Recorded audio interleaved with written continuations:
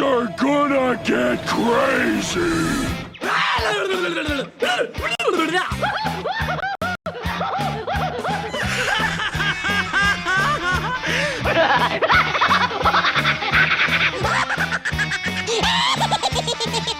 Most everyone's mad here.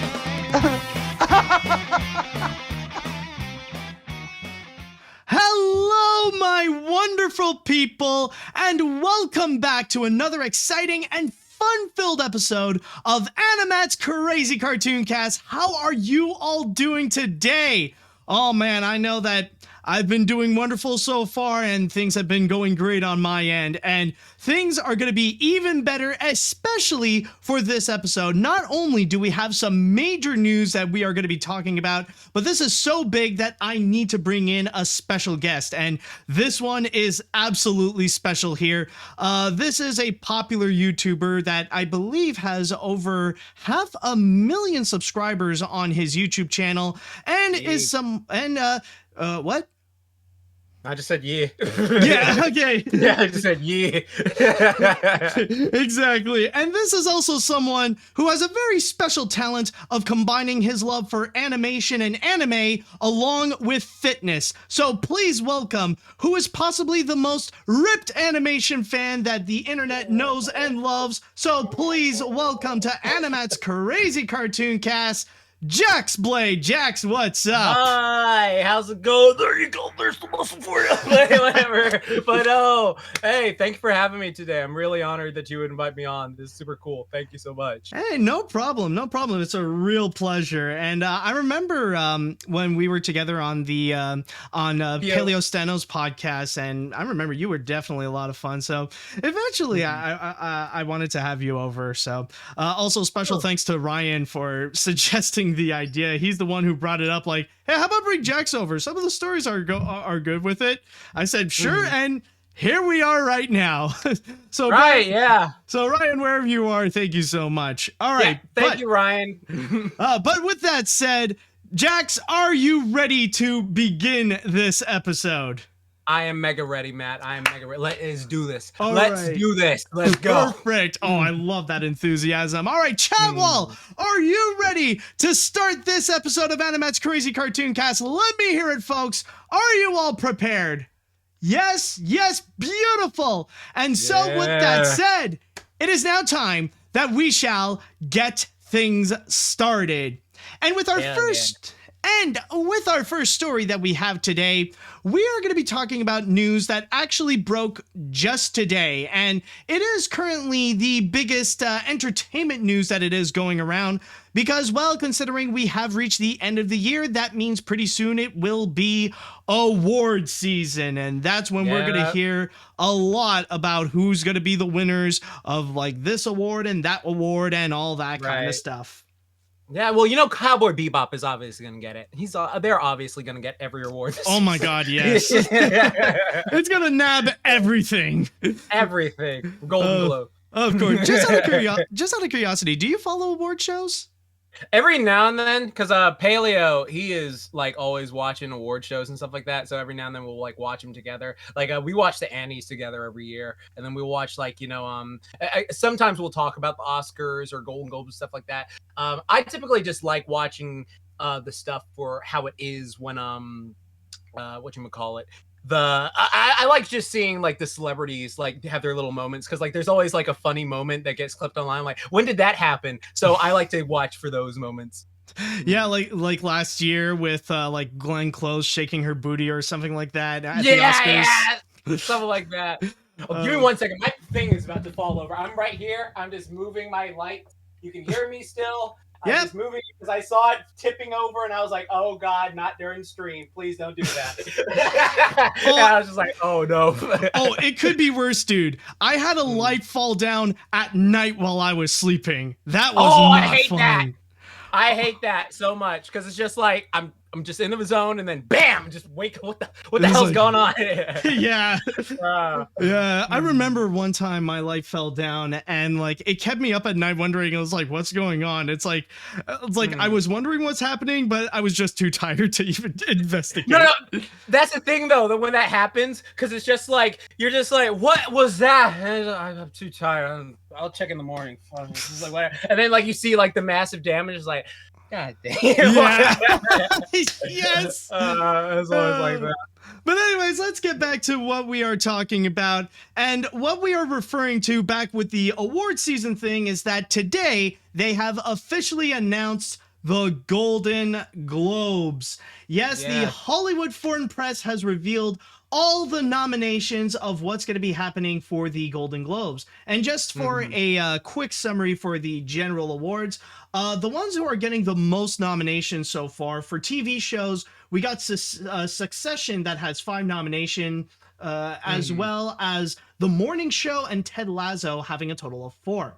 And in terms of movies, the biggest competitor so far is Belfast and The Power of the Dog, which now has 7 nominations, as well as 4 nominations each for Don't Look Up, King Richard, Licorice Pizza, and West Side Story. But what we are going to be doing is that we shall be focusing on the animation categories, talking about the animated films that has received a nomination. And in the actual good stuff. The good stuff, not that live action. We see live action every day. We don't get to see this. Okay. Exactly. But in this case here, we have a very interesting list, a very fascinating one that even surprised me, admittedly. And so the nominees this year for the Golden Globes for Best Animated Feature are Encanto, Flea, Luca, My Sunny Maud, and Raya and the Last Dragon. It is also worth noting that Encanto also has 2 additional nominations, including Best Original Score alongside The French Dispatch, The Power of the Dog, Parallel Mothers, and Dune, as well as Best Original Song for Dos Oruguitas,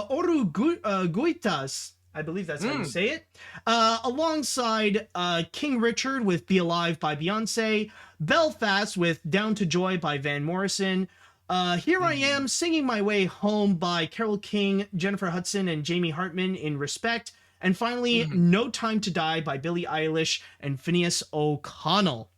Nice. So Jax, just out of curiosity, what were your initial thoughts when you first saw these nominations?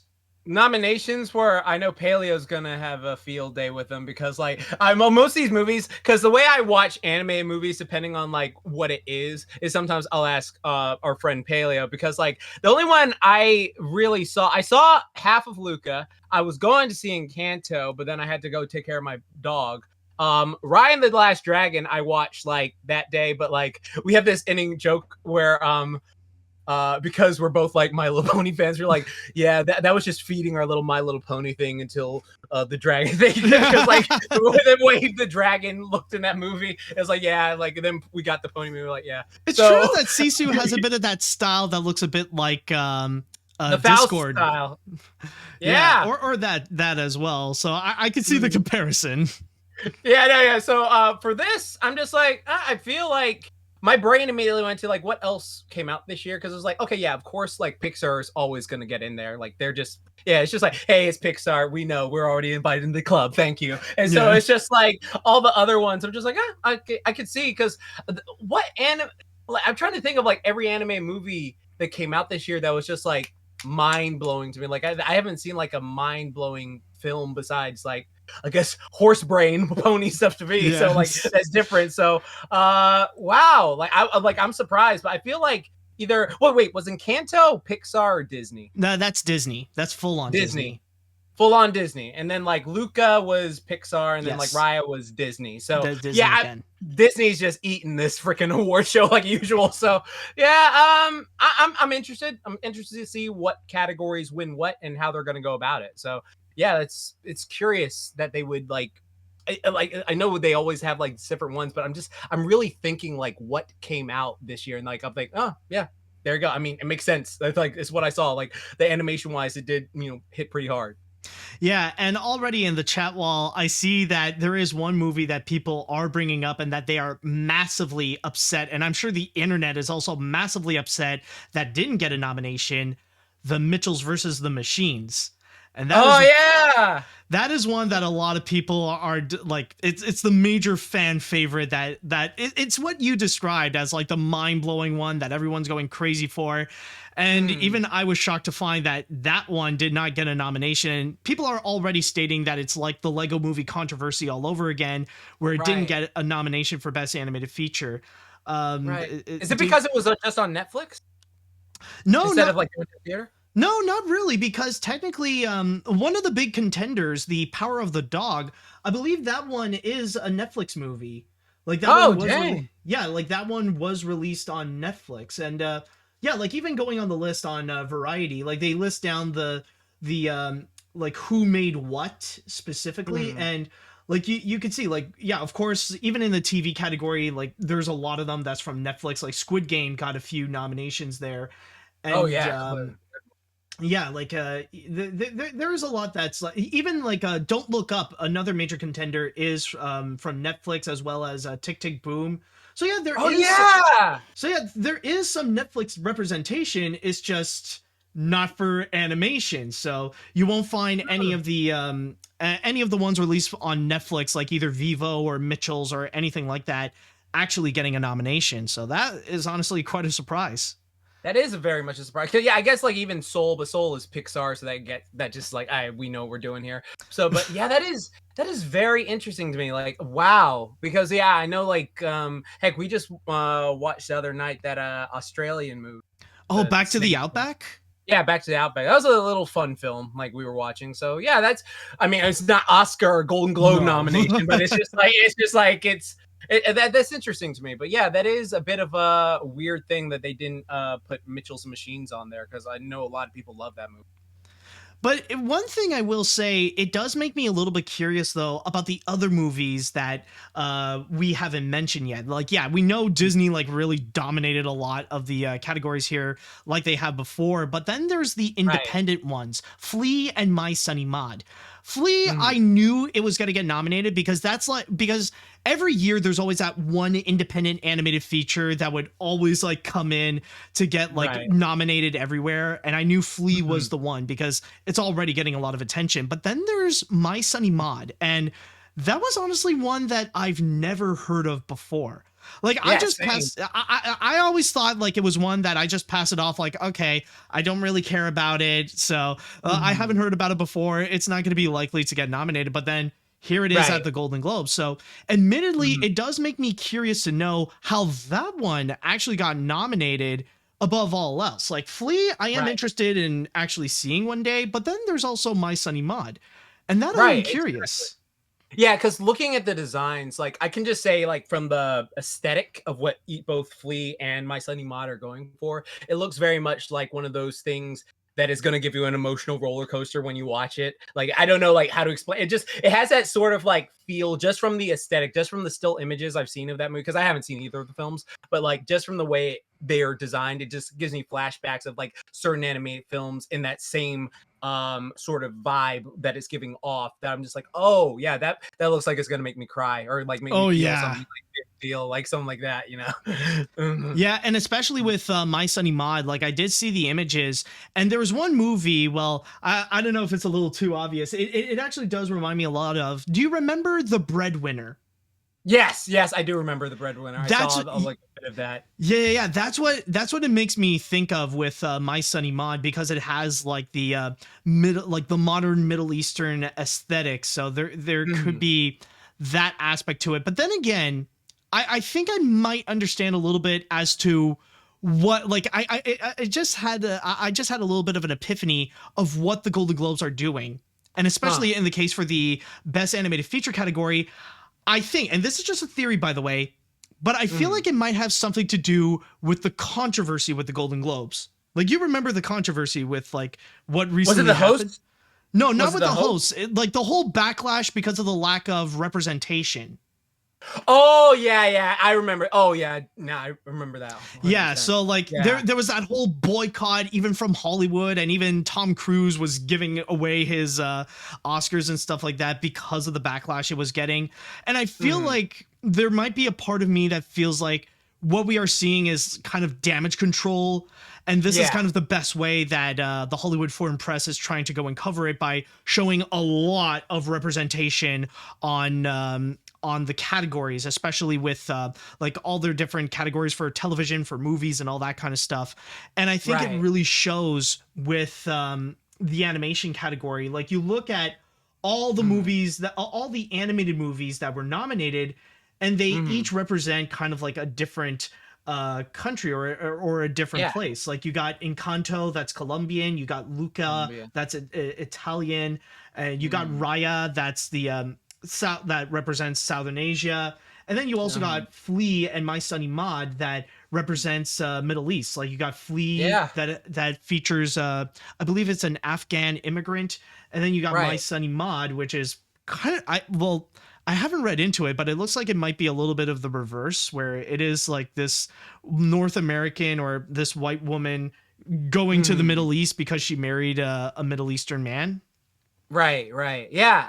Like both of those, like what you just said, like now that you straight up said it, it is sort of pattern there. Cause I was just like, yeah, that is very much a thing when you're looking at all of these things. So it sort of makes you wonder, is that why Mitchell's versus Machines wasn't in there? So they could be more culturally diverse? Because like again, like Mitchell's was like just the standard white family or something like that, and with Mm-hmm. this one it's more like we have like we got Italians, like you said, we got Asians, we've got Afghanistan, all that stuff. So it's just like reaching out to more people. So I think that you may have hit the nail on the head right there of just them going there. Cause like not to take away from their like quality, because they all Mm-hmm. could be like incredibly like quality products. But it is one of those things that just makes you wonder, like, oh, that makes a lot more sense that they are going out of their way to like find those type of things to, be more progressive and stuff like that.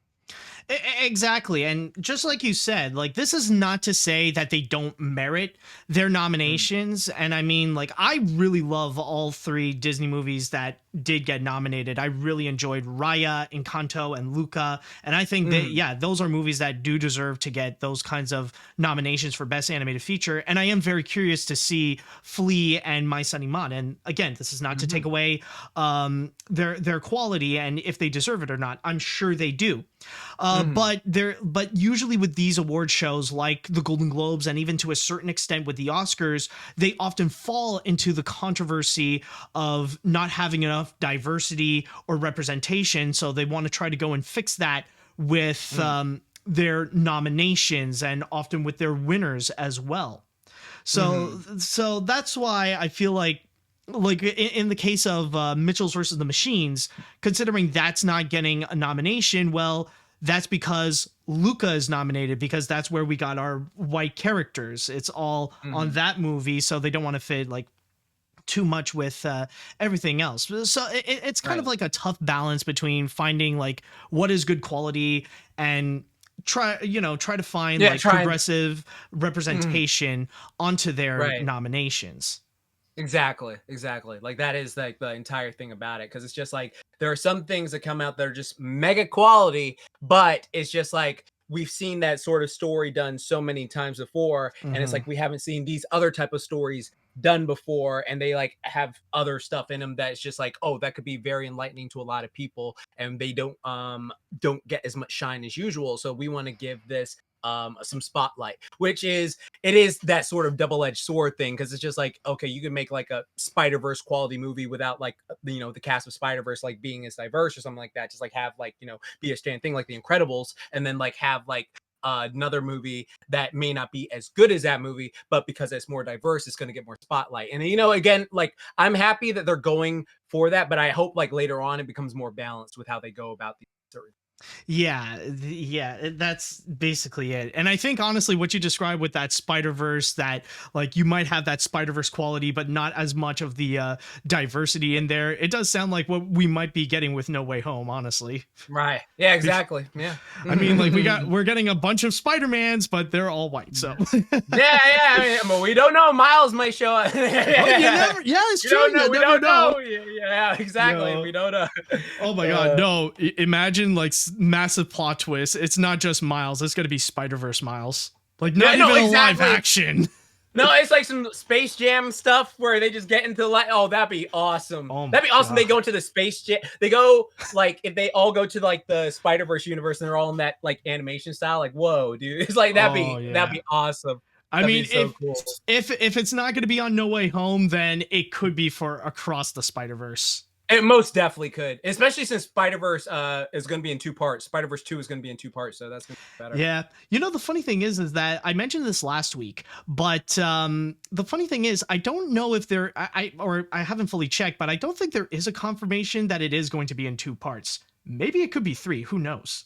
Oh, wow. Dang. Have you ever thought of that? That'd be amazing. That'd be insane if they had like 3 Spider. That is a lot of Spider-Verse, and I'm here for it. Yeah, I'm here for it. There's enough material to do it. I'm just saying. Yeah, exactly. And then freaking Venoms show up like, hey, Spidey. Oh, yeah. Just like, that's going to happen.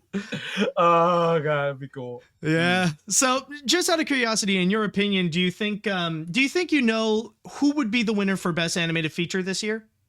I feel like Best Animated Feature will probably be either the My Sunny Mod or the what's that? Yeah, my Flea or something like that. Really?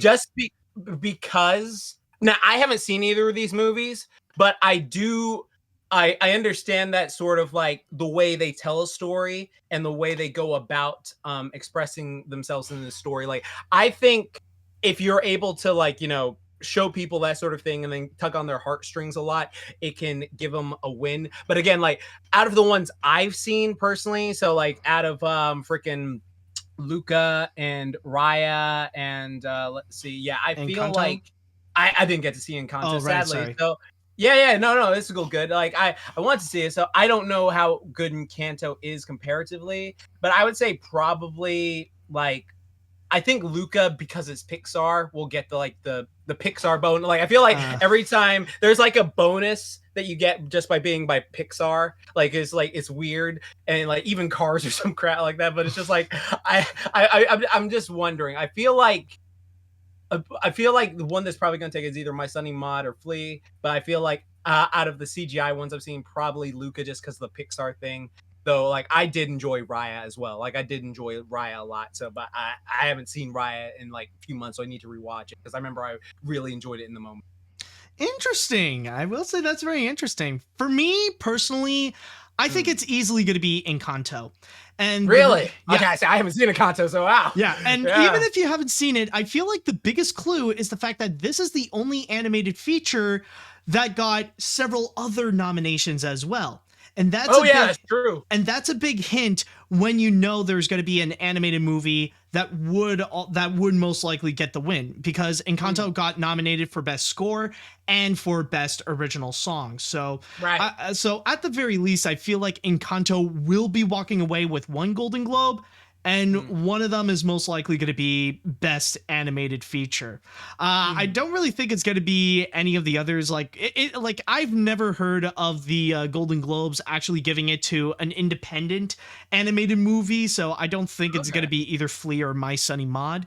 Like, often, like there have been a lot of great contenders over the years, and like even last year with Wolfwalkers, I adore that movie. Yeah, but I love that movie. I watched it earlier this year with some friends. I love that movie. Such a good movie. I'm still waiting in the mail to go and get the Blu-ray, because that's going to be coming soon. I pre-ordered it, nice. So it's all set. Awesome. And by the way, the only way you can get that, though, is through this big collection that also comes with The Secret of Kells and Song of the Sea. So I'm definitely excited for it. Awesome. But yeah, and going back to what I'm talking about, like also the fact that technically there's only going to be 1 Disney winner. And, well, technically, other than the indie films, the other ones are Disney. So might as well go with Encanto. Right. Yeah, that's valid. That's valid. Completely 100%. No, but can't wait for I'm not gonna lie. With what you said, with your thoughts on it, they're fascinating. And who knows, you could be right as well. Yeah, I'm just curious. I really need to watch Encanto. Like, I'm definitely going to check that out after the Spider-Verse weekend. Like, I'll definitely make some C's for it. Oh, absolutely. And well, I mean, what you can do though also is that you can wait until after Christmas Eve, because that's going to be coming out on Disney Plus for free. Oh, really? Oh, snap. Yeah, I'll just stay home. Yeah, there we go. Perfect. Exactly. There's also that option as well. Yeah, perfect. I'll do that. All right, so with that said, now I would like to go into the chat wall, and I would like to know your thoughts on the whole situation with the Golden Globes, with all the nominations and stuff. What are your thoughts on the nominations and who you think might actually win? As well, if you have any extra opinions on some of the other categories as well, feel free to go and share them. So let me know what you think on this. Yeah, good call. I need to drink as well. Yeah, need to hydrate. All right, let's see now. While I am bummed that the Mitchells versus the Machines didn't get a nomination, I'm pretty satisfied with this list. I will add, however, that this year is anyone's game. Maybe Encanto could be the big winner, maybe Luca can take home the gold, or maybe even Flea can come in at the last second. But in terms of the other nominations, I'm really glad Dune got a lot of nominations. And of course, Matt, I told you the big award gatherer Encanto song was going to be Dos Oruguitas. Yeah, that is true. Oh my God, that is so true. Because last week, there was another song that I was thinking that would most likely be a major contender called Waiting for a Miracle. And that's kind of like the big show-stopping number like you would see in stuff like it's similar to Let It Go from Frozen. And I thought that's going to be the big one. But the commenter right over here last week, when I was talking about predictions of what's going to be nominated at the Oscars, he mentioned that it was going to be the song Dos Oruguitas that would get nominated for the song. And I just shut him off, honestly, like saying, no, it's going to be Waiting for a Miracle. It's going to be that one. It's going to be for sure. And today I was proven wrong. Yeah. They sipping it. Yeah, they called it. That's nice. They were right. I was wrong. I made myself look like a fool last week. It's all good. We've all had those moments. Of course. So yes, JF, you were right. I am sorry. Good on you, JF. Enjoy that win. Let's see now. Now you can call if it wins or not. Yeah. Oh my God. Yeah, that's true. Yeah. See, there you go. You haven't won yet. That's true. It's only nomination. It's only a nomination. Only a nomination. Let's see what else we got here. I'm actually very conflicted about the Golden Globes nominations. While I am satisfied with the nominations, I am still disappointed that The Mitchells vs. the Machines wasn't nominated. Personally, I would have switched My Sunny Maud with Mitchells because I've never heard of My Sunny Maud. Also, correct me if I'm wrong, but I believe the Golden Globes are not airing on television this year and instead are just going to be live streaming it online. That is true. That's also another significant thing because NBC decided no. Like, after the whole controversy and boycott and stuff like that, NBC decided to just pull the plug and just say, we're not going to air it. So it's only going to be live stream, I believe. Damn. Yeah, sheesh. Okay. Everything's going to be streaming in the future. So, okay, let's just see how it goes. That is true. And besides, like, for me personally, I'm not missing much because I don't watch the Golden Globes. Like, it really feels like just a night where celebrities are just, like, drinking and patting themselves on the back. So, yeah, it's just celebrities going in their cosplays and all that stuff. Like, oh, look how fancy I am. Here's some champagne. Oh, here, go buy yourself some more money. Yeah. Like, oh, here's a little gift bag worth $250,000. Yes, I'm gonna throw it away to my cat later. Yes. Oh my God. Let's see. God. I'm picking either Flea or Encanto to win because I'm really pissed with how The Mitchells vs. the Machines is being snubbed. They couldn't nominate just not one, but two films that feature LGBTQ plus characters, since Katie is an LGBTQ plus character, like how Flea is getting. Since I don't care about the Globes anymore, I much rather see the Critics' Choice Awards or other big awards to determine which animated film will win, with Mitchells vs. the Machines still winning in either Critics' Awards. Well, Mhm. yeah, and I will say, like, I've already commented this before, but I feel like with technically Katie's LGBTQ plus representation, it's kind of more like a throwaway because it was just one line at the end that could have easily been dubbed in other countries so that they could be distributed there. Yeah. Yes, it feels more like one of those cases where it doesn't feel like an actual Yeah. representation. It's just like a quick Yeah. mention and that's it. Oh, okay. Well, what did she turn out to be? Was she like bi or No, she was something, gay. Like she Great. well, spoiler alert, I guess. But Oh, when sorry. yeah, when she went to when she finally arrived in college, like several months later, she finally got a girlfriend. That's pretty much it. Okay. Okay. Let's see what else we Good got for here. Can't believe that the Mitchells vs. the Machines and Lin-Manuel Miranda's Vivo and Fox's Ron's Gone Wrong did not get nominated. That's just wrong. Sure, Encanto does deserve it along with Luca, but giving those other movies a snub is just not right. But Power of the Dogs spent 3 weeks exclusively in theaters before coming to Netflix, but still, there needs to be justice. Well, I mean, it's just award shows. I wouldn't say this is like full on justice per se. And it's the Golden Globes. What justice is there in the Golden Globes in the first place? They have like even the real justice aspect. There's much bigger issues than that. Right. Exactly. Let's see what we got here. We got a lot of angry people who are upset that Mitchell's isn't nominated. That's for sure. What else do we hear? Let's see. I am disappointed about the Mitchells vs. the Machines that it didn't get nominated, but then again, it's the Golden Globes who nominated the Lion King remake over Klaus in 2019. But still, Oh yeah, that was some BS. Yeah, that is true. That got me mad. I hated that. Oh my god, yeah, good point. But still, congrats to all the nominees. I am rooting. If I am rooting for any movie to win, it's Encanto. Yeah, it is true. I mean, it's not the first time that the best animated feature category at the Golden Globes got some heat, especially with that Lion King nomination. Oh my god! Yeah, exactly. That was awful. We don't talk about that. Yeah, and I think that was also a year when Disney was just fully nominated, like was fully dominating. Like it had the Lion King remake, Toy Story 4, and Frozen 2. Yeah. And my favorite part about it is that like it was such a very unexpected moment because the winner was Missing Link. Out of all films, it was Missing Link. That was so hilarious. Freaking Missing Link. It just came out of left field and I was like, okay, let's do it. It's really like a WWE match. It's like, oh, it's going there. It's like, and out of nowhere with the channel Missing Link. It's just like, no, it reminds me of the Shrek meme. You know, it's like Toy Story 4, Klaus. Toy Story 4, Klaus. Missing Link. Yeah, exactly. All right, I'll read we'll read one more comment before we move on to the next story. The nominations they present for Best Animated Feature were pretty good. The movie that could possibly win the category has to be Encanto, considering that it has a lot of nominations in many different categories. I got nothing to say, so let's wish those animated features good luck at the awards next year. I do wish the Golden Globes would be more respectful when it comes to representation of diversity, and it's too bad that Mitchells vs. the Machines was snubbed from that. So yeah, so I think at the end of the day, we could pretty much just say congratulations to all the nominees this year. And we'll see who is the ultimate winner, which I believe is on January 9th?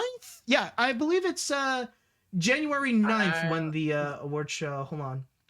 Yeah, it's weird that it's December. Like, it's like, because I was literally like, oh, January. And then I was like, oh, that's like next month. And so I was just like, my brain just went, yeah, it is.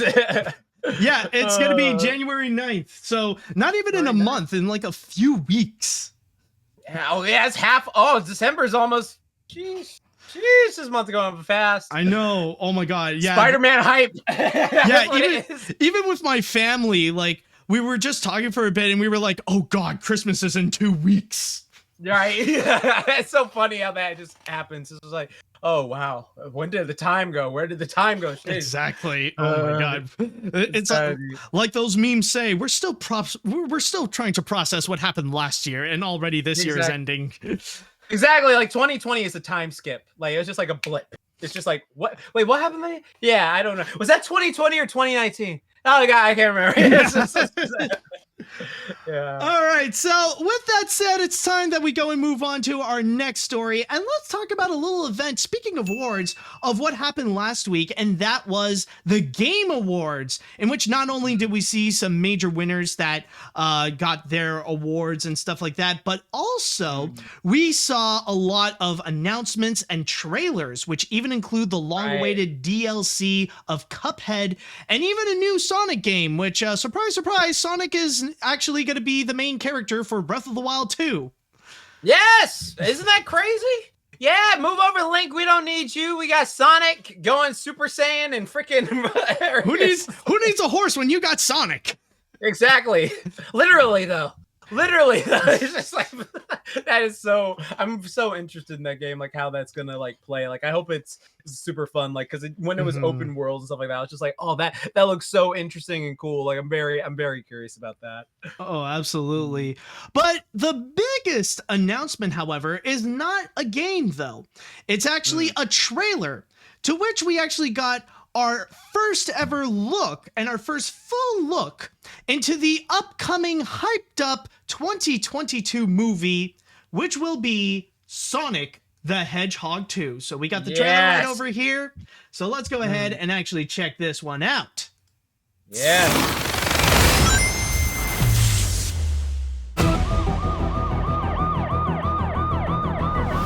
Quick stretch, little snack, and here we go. Sonic, I love that you want to help make a difference. Mind if I drive? But you're being reckless. Don't worry, nobody's gonna get hurt. Pretending to be Batman. Blue Justice, trademark pending. You're still just a kid. Woohoo!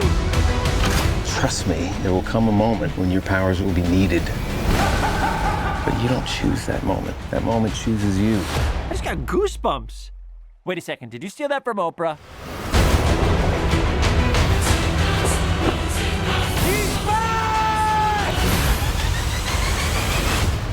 Papa's got a brand new stash.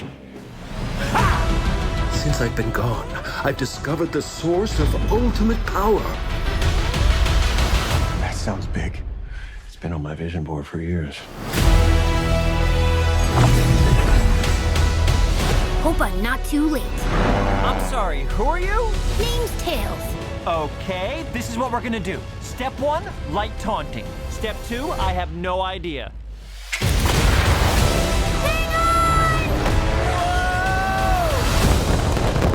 That wasn't too bad. Today's forecast calls for a 100% chance of adventure.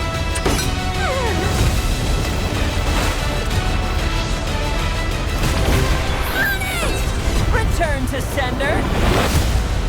Face it, you're never going to get my power.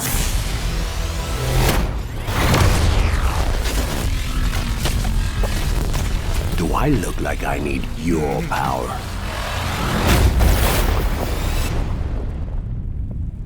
Where are my manners? Sonic, meet Knuckles.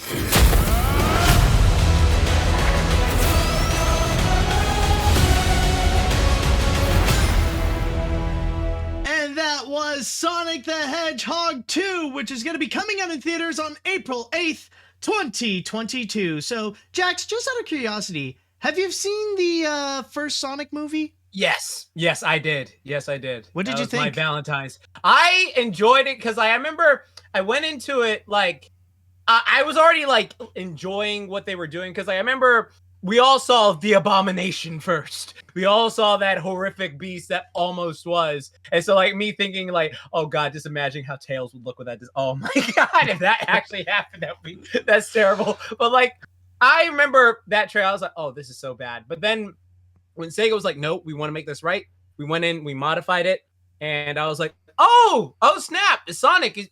they modified it. He looks good. He looks like a good CGI creature and stuff like that. So I was like, okay, nice. So when I went into it, I was giving them more leeway because I was like, okay, yeah, let's check this out. And for the most part, I would say I had fun with the film. I don't think it's like a mega great film, but I had like a lot of fun with it. Jim Carrey was like really fun as Robotnik and stuff like that. Like I almost forgot that he had a mustache in the movie. I had to look that up because I was like, did he grow that for this? And then I just remembered, yeah, he shaved his head, all of this stuff at the end. But like, yeah, I had a lot of fun with it. I love the whole bar fight scene. I love like whenever Sonic would just go around like how he was acting. Like Ben Schwartz, I think it's hilarious how Ben Schwartz is just known for blue characters now. Yes. It's freaking like it's Dewey, Leonardo, Sonic. So it's just like he's just like doing the characters over and over. So with this one, I was like, I'm excited. Like this was a trailer that got me generally hyped. Like freaking just Idris Elba coming on like, oh, I'm Sonic, hey mate. You're not gonna deal with Knuckles right here. And it's just like, oh snap. All right. That voice, like, it's funny. The second I heard his voice come out and Knuckles, like, that fits. It fits. Like, I was wondering what type of voice you were gonna do. And yeah, and I love the fact they got Colleen not Colleen, what is it? What is her name? Colleen. Colleen. Hold on a sec. Let me actually. Oshahi or something like that, I think. It's like Oshashi or something. The only reason I know her is because she voiced Sora in Digimon, and I had a massive crush on Sora as a kid. So that's dang. It's a much bigger name than I thought. Colleen O'Shaughnessy. Oh, Shaughnessy. Okay. Colleen O'Shaughnessy. Yeah.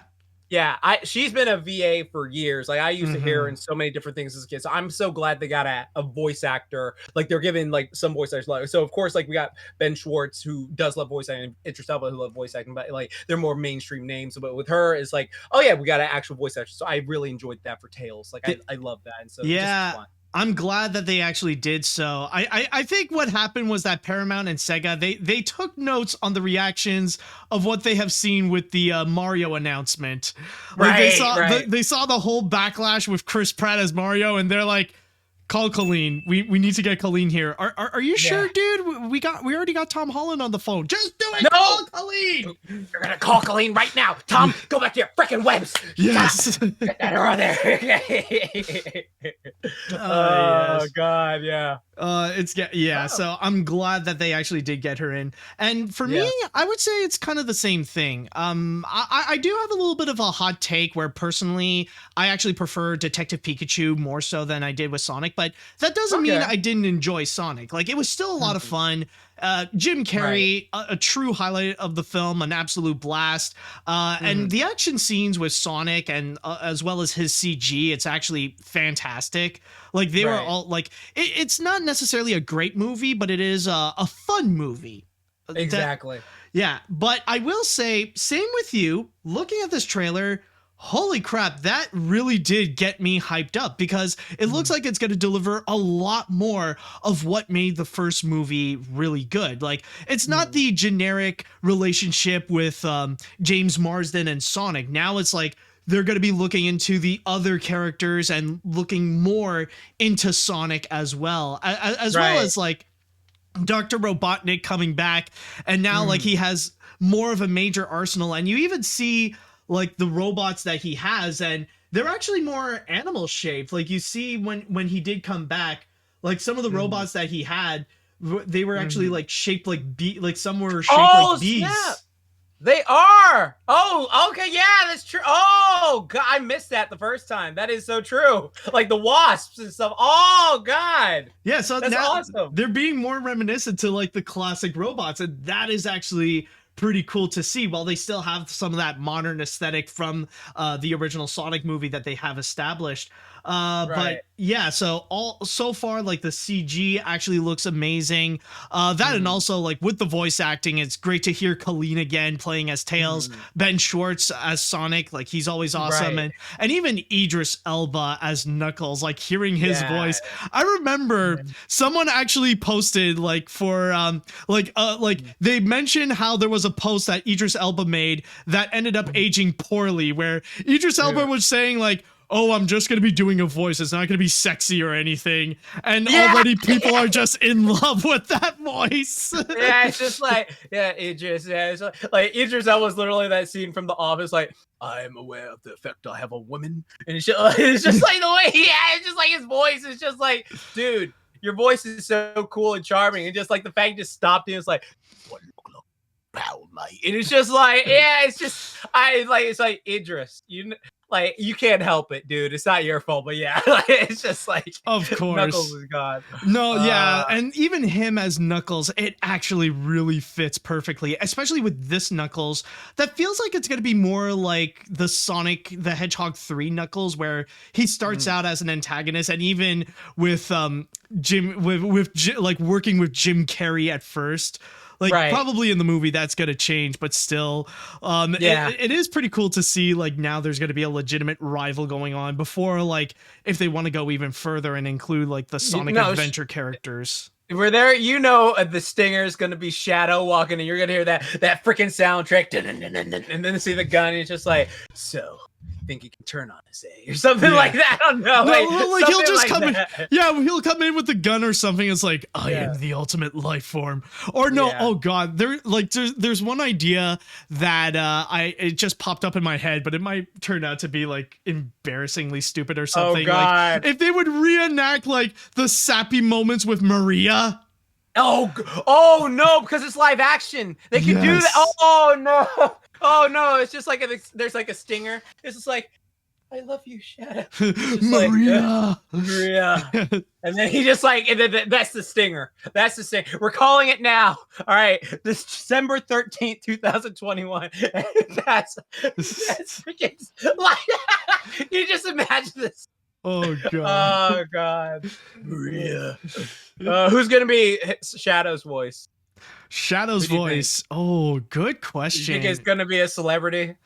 Because probably. I think. Who should be? Who? Will Smith. Because Suicide Squad and the Suicide Squad is like Deadshot versus Bloodsport, and it's just like, aha, you think you're funny, huh? Maria. No, it just see, oh my god, it's like, think you steal my movie, huh? Think you steal Margot Robbie from me, huh? I mean, Maria from me, huh? I think you get Margot Robbie as Maria. Oh no. That'd be good. All right, so you were writing it. Hollywood, call us. Hollywood, call us right now. We got the ideas here, man. We got the ideas. Maria. Oh God, Maria just died. Oh no. But then again, there could be an upside to it. We could get the live action Rouge. Oh, who do you think for that voice? Ooh, for that voice. Oh, I'm thinking probably. Oh, I'm thinking they'll probably go with a girl who's known to be like playing one of those sexy roles. Scarlett Johansson. Yeah, probably ScarJo. Like if they can, they probably would do ScarJo. That or Christina Hendricks. Christina Hendricks is great, or maybe possibly Angelina Jolie too.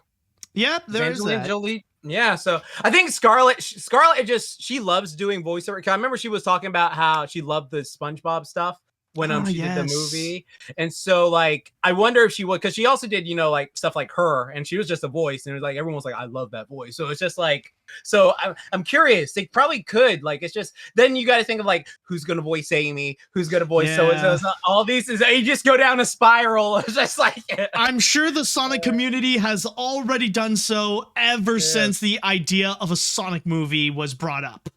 Exactly. Oh, they've already done these things, but so far what we are seeing with Sonic 2, like even as someone who's not as enthusiastic about the first movie, I'm pretty excited. This looks like this could end up becoming even better than the first. Yeah, hopefully it does. Hopefully it like straight up is so much better than the first. That'd be really well done if they could do that. Just like, and then again, I hope Sonic learns their lesson, not Sonic the Hedgehog, the restaurant. Sponsor this movie. You missed out the first time. Yes. Where they were like, oh, guys, just like, it's right there. It's right there. Like, have food accessories for Sonic. It's just like, come on. Yeah. No, but instead we have Olive Garden. We have to have Olive Garden running gag. Yeah, because when I think of Olive Garden, I think of Sonic Hedgehog. Yeah, that's completely it. When I go to Sonic and get a chili dog, oh no, I think of freaking Mario. All right, I think of like Samus. That's who I think of. Something like that. Although one thing I just realized though, Are we going to see more Sonic memes be represented in Sonic 2? Because we saw Sonic. Yeah, we saw Sonic in Sonic 1, but are we going to see more? Oh God, that'd be interesting. That'd be very interesting. Like, oh, there are so many good memes they could do. Like, they're like, no, because I'm probably sure it's just like Sonic or Knuckles is gonna say like, "Do you know the way?" Is like, I don't know. Yeah, I didn't get me that way out of here. Okay, whatever, something like that. Something like that. Something silly. That'd be hilarious. I'm not gonna lie. I am still waiting for Jim Carrey to say "snooping as usual." I see. I'm waiting for that moment. Oh God. Oh no, that'd be hilarious. Or like any of the Sonic Boom jokes or something like that. True. There is that. They could use. There's so many of those. But now I'm wondering because like we're talking about so many Sonic characters. Like I know this character is probably forgotten, even though I love her so much. But like Sally Acorn, if they ever found a way to put her back in the series, just like. But then I start thinking of this Sonic. I'm like, he has no game. He couldn't pull Sally in this area. He has no game for this. I was like, can you really imagine Sonic with a girl other than Amy? No. Yeah, right. This Sonic, no. Not at all. Not at all. I can think of Jaleel White Sonic. Yeah, got a juice, but not this one. No, like I can't. Yeah, this is a Sonic that only an Amy could love. Exactly. No, that is legitimately what it is. Legitimately. Exactly. So once again, if you are excited for this movie to come out, then keep in mind it's going to be on April 8th of next year that the movie shall be released. And with that said, I'd like to go into the chat wall and ask you all, what did you think about the trailer for Sonic the Hedgehog 2? Are you guys excited about it? Do you have any doubts? Let me know what you all think. Okay, let's see here. This movie looks really good. I have never been this hyped for a movie since Coco. The only nitpick that I have with this trailer is the brief clips of Sonic and Tails going to the bar, since we kind of did that with the first film with Sonic and Tom. Cannot wait to see this movie in the spring, but the big question remains, will Illumination could pull off the exact same amount of hype with the Mario movie teaser? Oh my God, if they could get that same amount of hype, then honestly I think it's already sold. I think like that would be a major win for Illumination, because there's still so much that they need to do in order to trust audiences after the whole casting of Chris Pratt as Mario. So exactly, and he's also Garfield in something else too. So it's just like, here you go, Chris Pratt, everything. Yeah, it's the Super Smash Bros. Meme. Everybody is Chris Pratt. Yeah, everybody is Chris Pratt. Oh, God. Just show whatever characters and just have Chris Pratt at the bottom. Oh God, that's gonna be funny. That's gonna be really amazing when that trailer drops. Let's see. After watching the trailer, holy shit! Wait for it. Nice. The scene I enjoyed the most is Knuckles catching Sonic and slamming him down on the ground. Also, Knuckles' voice sounds so rad. However, if they make it better in the next trailer of the movie, they should add a Michael Jackson song in it, because the Sonic design actually has a MJ influence, and rumor that MJ was going to do the soundtrack for Sonic 3. Like, for example, Speed Demon should be in the next trailer or in the movie itself. Oh, that could be interesting. Right. Let's see what else we got. As someone who really enjoys the first Sonic the Hedgehog movie, this trailer got me excited. The visuals look fantastic, and the action looks awesome. Also, I love the fact how they are trying to incorporate more elements from the game. And the more I think about it, this trailer really proves how the design change for Sonic paid off in the end, and we wouldn't have this sequel if Paramount didn't listen. So this is easily one of my most anticipated movies in 2022. All right. Right. Sonic the Hedgehog 2 looks like it's going to get better than the first film. I think depending on the overall quality, I have seen the first film in theaters before the shutdown happened, and I thought it was good despite never played the Sonic games before. With this trailer, it looks like it's going to be more fun with Jim Carrey still looking awesome as ever, and I hope it's going to be good. Just no more product placements like Olive Garden, since part of that took me out of the movie. Just do Sonic. If you're Sonic, I don't mind, because it's like it's right there. Exactly. You've waited decades for this. Decades. You need that to happen. Yes. All right, one more story, one more comment before we move on to the next story. I guess we now found the winner of the Mario vs. Sonic battle at the cinema next year. Maybe. I love the more Sonic-esque feel of the setting. Idris Elba makes for a badass Knuckles, and honestly, I'm so glad Agent Stone got reunited with his one true love. This is going to be a must-watch for me, but if they are going to reference Sonic in the first, then they gotta have Knuckles say, "Do you know the way? It needs to happen, dudes." Yeah, of course. Yeah, I don't know. It's been overdone. No, honestly, I want my Pingus reference. Yeah. More so than everything, I need a Pingus reference. Right. And it's, especially for Jim Carrey. Like, he'll be able to pull it off so beautifully. He would, most definitely. All right. Now, moving on to our next story, we actually have a very interesting announcement, because so far as people are still talking about and celebrating Encanto, we don't know what's happening next year with what Disney will have in store for us in 2022. That is until recently that Disney made the announcement of what their next feature is. And while a little vague, it does seem fascinating with the concept art that they have shown. And what I'm going to be talking about shall be Strange World. Yes, Disney has officially made the announcement that their next animated feature in Thanksgiving 2022 shall be a movie called Strange World, and even have already revealed that the director of Big Hero 6 and Raya and the Last Dragon, Don Hall, is going to be directing it, as well as Kei Nguyen shall be co-directing and writing this movie. To describe you a little bit about what this is all about, just to quickly read you from my source here on Variety, it states, Strange World centers on the legendary Clads, a family of explorers whose differences threaten to topple their latest and most crucial mission. On Instagram, Disney Animation teased that Strange World journeys deep into an uncharted and treacherous land where fantastical creatures await. Very vague, but okay, I'll take your word for it, I guess. But we do have a little bit more of a descriptive explanation from the director Don Hall, in which he actually mentions something that is more unique about this aspect of the movie, in which he states, Don Hall, whose credits include Big Hero 6 and Raya and the Last Dragon, is directing Strange World. He says that the movie is a nod to pulp magazines, popular fiction from the first half of the 20th century that was printed on inexpensive wood pulp paper. He stated, I love reading the old issues of pulps growing up. They were big adventures in which a group of explorers might discover a hidden world or ancient creatures. They've been a huge inspiration for Strange World. And to go and give you a quick explanation about pulp magazines, those are the ones that are like old style magazines that show these stories about like cheesy science fiction, you know, the ones that have like titles such as Weird Tales or like Spicy Mystery. Oh, that one's a little too subjective.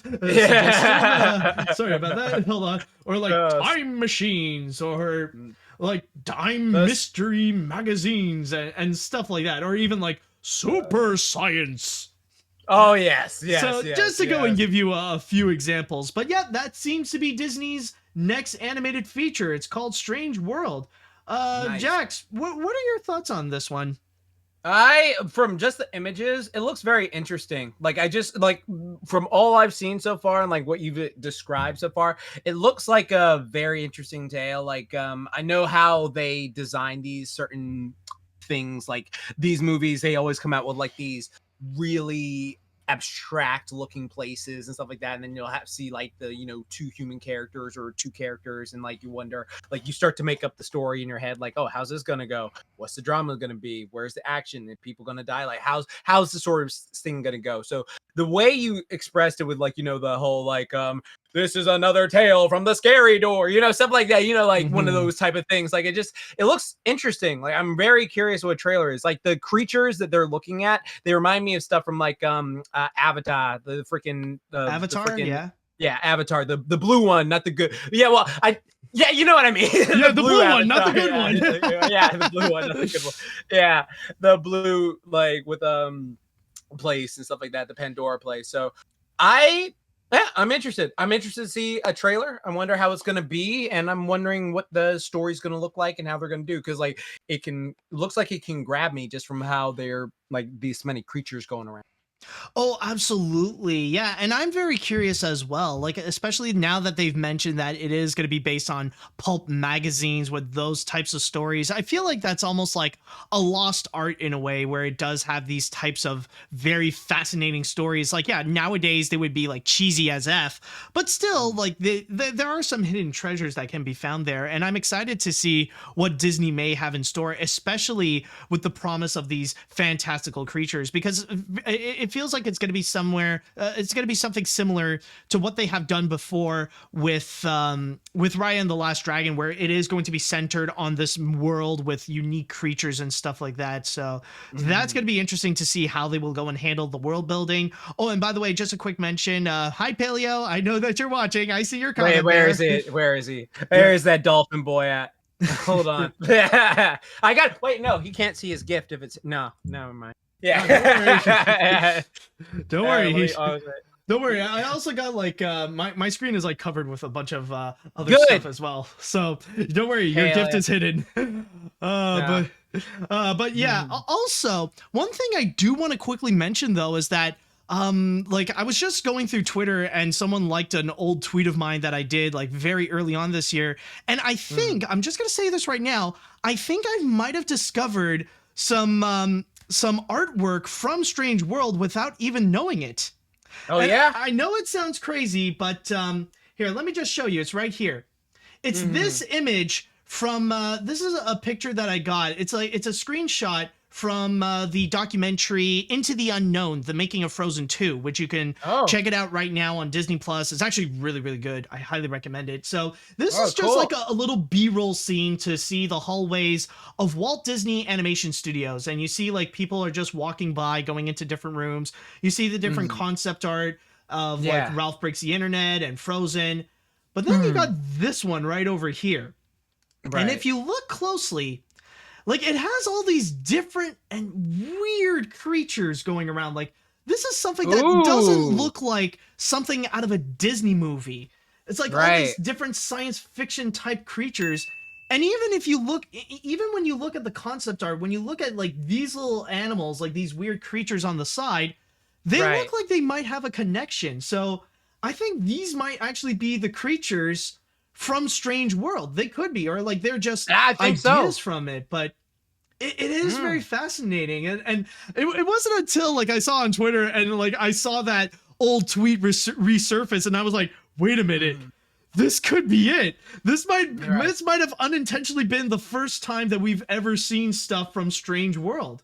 Ooh, nice. That's fascinating. Yeah, that's really like, even the reference pictures that they have on the side, they do look like something out of like from like other movies or even from like pulp magazines as well. So yeah, we might have made an interesting discovery here. Right. Okay. Yeah, that's actually a really cool discovery. Like I've seen that happen before with other people. Like there was this podcast I was watching the other day where they're introducing what the heck was the show? They were interviewing the creator of Proud Family. And what happened was the creator of Proud Family had like stuff on the wall for the new show that's coming out, and it's like, well, that's a spoiler, sorry. So like, and then like he had to like take it down. So I was like, that's hilarious. So it is probably one of those things where it's just like, oh, that's a early thing you get to see. That's an early thing you get to see, so you don't have to like worry about it. So I thought that's really cool. I think that's like really cool that these are the designs. I'm curious to see them in motion. Oh, absolutely. Yeah. And and if that is the case, they do look gorgeous, I must say. Like they're weird. There's a little bit of creepiness to it, but You know, They remind me of the Men in Black cartoon that came out in the 90s. Like, that's the way the designs are. So yeah, they look very much Men in Black, or in a way they kind of remind me like the aliens from War of the Worlds. Oh yes, definitely with the tentacles and stuff. Yes, like especially like with that lanky style of design. Yeah, they definitely look great over here. So and even the one in the official concept art that we got, like this one, they definitely like it really does look cool. And then even the backgrounds as well, like even the well, I guess the trees in a way, they're just like I don't know how to describe it. They're kind of like when you're reaching out with a plate. That's kind of what they remind me. Yeah, just reaching out with a plate, just going up curve and under.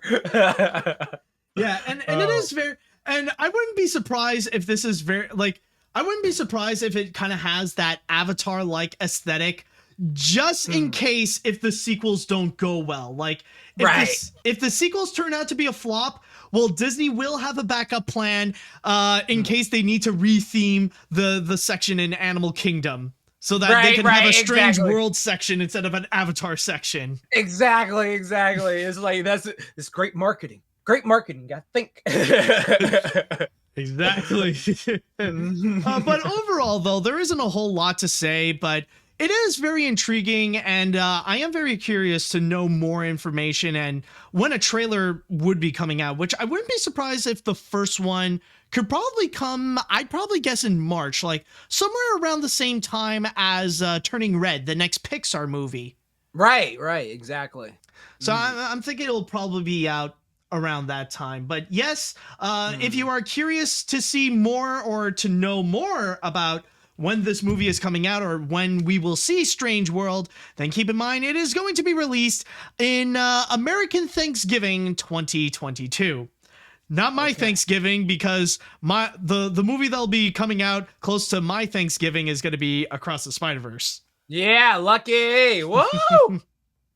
Funny enough, is actually Across the Spider-Verse is coming out 2 days after my birthday, so I'll consider that as a birthday gift. Yeah, no, that is a gift from the theater or something like that. Like, it was one of those situations where, like, I was talking to a couple friends about this of like how do critics get like screeners where they can see stuff like early, like, you know how they I got a screener, I can see this movie like 3 days before it comes out. But I was like, how? Where do you learn this power? I need it. I need that for Spider-Verse. Give it to me. I know. I've been trying for years, and it is not an easy path. Let me tell you.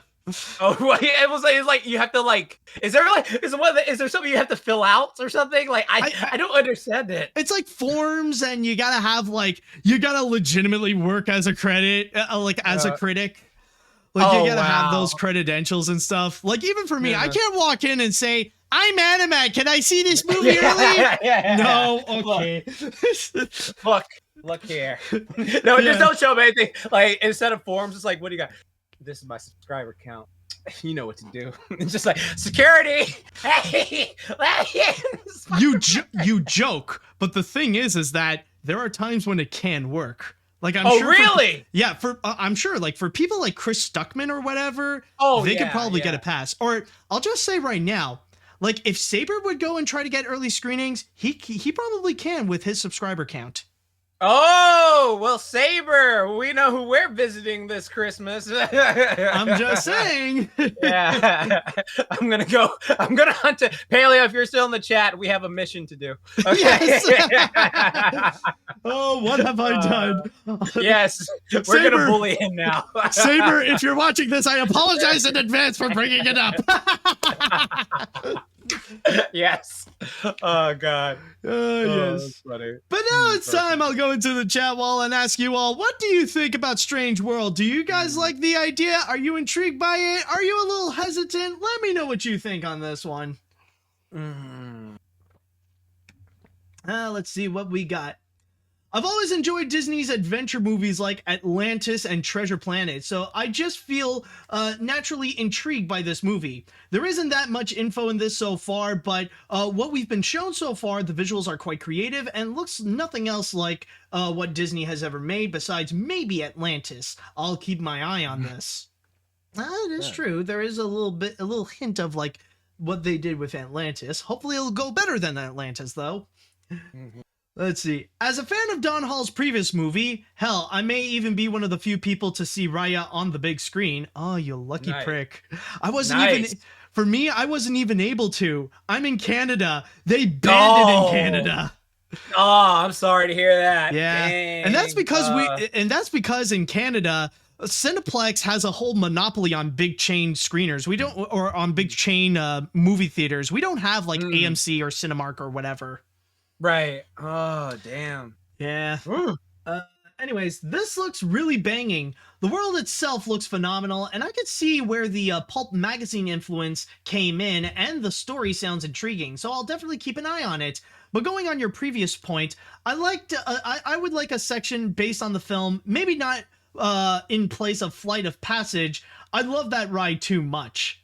Yeah, that is true. I mean, Flight of Passage is a fan favorite that's getting like what 6-7 hours on the line. Right. Oh my god. Let's see what else we got. This looks pretty intriguing. I am kind of liking the idea of a potential and potentially Disney is going to do this movie. I'm pretty optimistic on the designs for the creatures for the designs of this movie. Until we get an announcement for the cast and a teaser trailer, I will keep a good eye on it. All right. Oh, and here's one directly from Paleo. Let me read it. Okay, you do it. Okay, yeah. Strange World was a movie that was originally called Searcher Clade, right? And the movie is about people called Clade, and Clade is an evolutionary biology term. I'm guessing whatever Strange World is. Stop relating. I love you, Paleo. The funny thing is that the voice matches perfectly with the comment. Yeah, let me tell you. I love you, Paleo. Yeah. Never forget that. Yes. Let's see now. Okay. Strange World sounds like a very fascinating story. I could definitely see how this movie could really explore the world it's set in and learn about all the different creatures in this world. Also, I'm just happy to see more and more original animated films from Walt Disney Animation Studios after being on break with sequels like Ralph Breaks the Internet and Frozen 2. Yes! And that's another beautiful thing, is the fact that this is fully original. Like, this is not based on anything. Like, yeah, it's based on, like, a type of story, but still, it's not, like, an adaptation or, like, a follow-up to or whatever. Right. Let's see. I'll read one more comment before we move on to the next one. Let's see. All right, I'll go here. This concept looks great because it reminds me of Avatar, and the creature designs look amazing. But I get the feeling that they might scare kids while watching this in the theaters. Also, it is about time that they adapt something else other than making more original creative ideas. Disney should adapt either Little Red Riding Hood, the Nutcracker, or something based off Japanese folklore. Anyways, back to the concept. I'm actually looking forward to see this. Yeah, I mean, it'll probably come at some point that Disney will do a fairy tale adaptation. I mean, like, I'm sure they got some ideas, or who knows, they could maybe bring back Gigantic, but we'll see what happens. True. All right, so moving on to our next story, we're going to talk about what was the most hyped series on Netflix. Probably the most hyped content that Netflix had been talking about all year long. Like, do you remember being hyped up for this? Like, seeing all the trailers and the announcements and stuff? Well, for me personally, when I saw the announcements, I'm like, that's interesting. I mean, it's a series or is it a movie? Okay. Oh, it's a series. Okay, so I wonder how this is going to go. Because, like, the series is pretty dang good. And so, like, I was wondering, like, all right, how are they going to play this off? Like, is everything going to be exactly the same? Or is everything going to be just like, modified? Are they going to do the exact same story? Are they translating? Or are they doing this? And so, of course, we're talking about Netflix's Cowboy Bebop. And it is, I watched the entire thing. So I have a different perspective than most people, because like I've seen like both sides of the argument. Like, I hate this abomination. I actually really like it. I like it like this. And so for me personally, I went in watching it as like, okay, what is this? I'm just gonna think of it as its own thing. Some of the stuff I did like Jet Black's actor, I really liked. I thought he was really good. John Cho, like people were giving him stuff about his age. He looks fine. He looks like he's in his like mid 30s or late 20s. So I was like, dang, still good, looks good. And he's about to be 50. So that was good.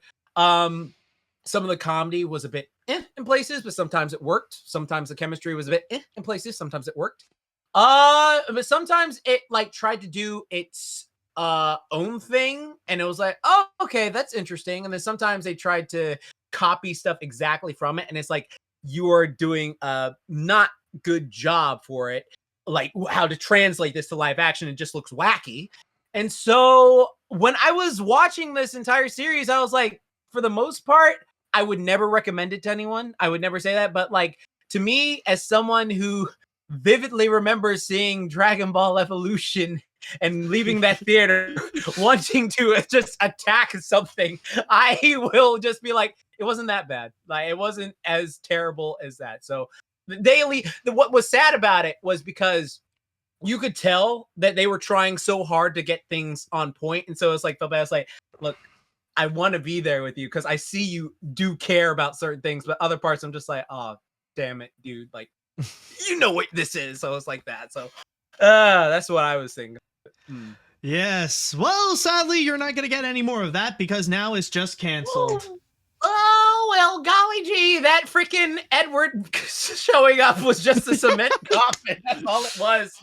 I mean, honestly, at this point, I was like, I'm not surprised. Like, once I saw that, like, because Paleo, he posted in the freaking our Discord chat, it was like, oh, this is got 40% from critics, and this was before it went out live, and I was like, oh crap. All right, well, is this going to be one of those situations where critics love it and critics hate it and audiences love it? And it was like, nope. Both of them hate it equally. And so I was just like, do I really think Netflix is going to Yep, nope. And I was like, I kind of called it because I was like, I don't think this is going to get a second season. I think it's just going to end right here because they changed so much stuff from the original source material. But like, it's that sort of situation where you can't really win going in depending on how you go about it, because it's just like, why would I want to watch a live action version when I got the anime version, and the anime version is really good? Why wouldn't I watch it? And then like, it's like, oh, I got the live action version, I watched that.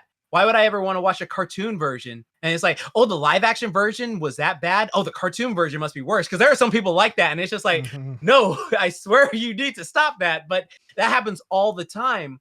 And so when I watched it, I was just like, yeah, I can't recommend it. But there were some things I did not hate completely like I did with other things. So I was just like,